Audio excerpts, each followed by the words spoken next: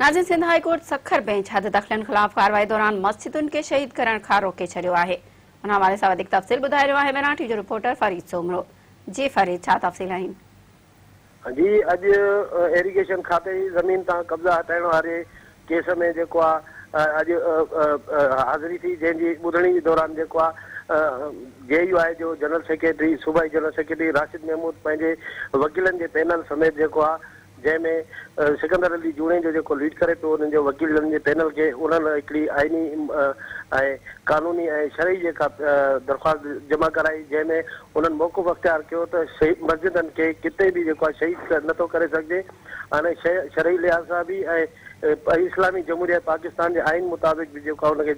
जेको आहे शहीद नथो करे सघिजे, जंहिंजे करे जेको आहे हिननि इंतिज़ामिया कोर्ट जे आर्डर खे ग़लति बयानी करे ऐं 19 मस्जिदनि खे शहीद कयो आहे ऐं उन सां गॾु जेको आहे ॿियूं जेके मस्जिदूं आहिनि उन्हनि खे बि शहीद करण लाइ हिननि तयारियूं कयूं आहिनि, जंहिंजे लाइ जेको आहे त हाईकोर्ट जी अदालत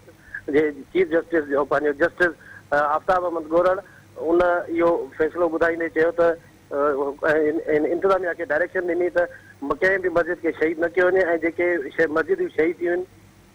उन्हनि जे लाइ मुतबादिल जॻह बि ॾिनी वञे ऐं उन्हनि मस्जिदनि खे ॿीहर जेको आहे ठाराए करे उन्हनि खे आबाद कयो वञे। ऐं उन दौरान जेको आहे ख़ानगी जेके इस्पताल हुयूं उन्हनि खे बि जेको आहे 15 ॾींहंनि जो मुदो ॾिनो वियो त जीअं तव्हां जेको आहे हिननि मरीज़नि खे शिफ्ट कयो वञे ऐं उन्हनि जे ओनर्स खां जेको आहे अंडरटेकिंग वरिती वई, अदालत जेको आहे अंडरटेकिंग ॾिनी ऐं इन सां गॾु जेके इरिगेशन जा ऑफिसर ट्रांसफर थिया हुया, बदिली कया हुया, उहो बदिली वारो हुकुमनामो बि जेको आहे उन्हनि जेको आहे रद्द कंदे ऐं इरिगेशन जे मिनिस्टर ऐं इरिगेशन जे सेक्रेटरी खे पाबंद कयो त जेके ऑफिसर कमु करे रहिया आहिनि उन्हनि खे हिन मिशन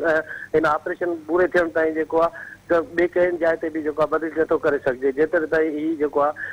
ऑपरेशन जारी आहे। ईंदड़ जेको आहे ॿुधणी 8 दिसंबर ते जेको आहे रखी वई, उन ते जेको आहे ॿीहर जेको आहे कारकर्दगी पेश कई वेंदी। जी फरीद, तव्हांजी महिरबानी।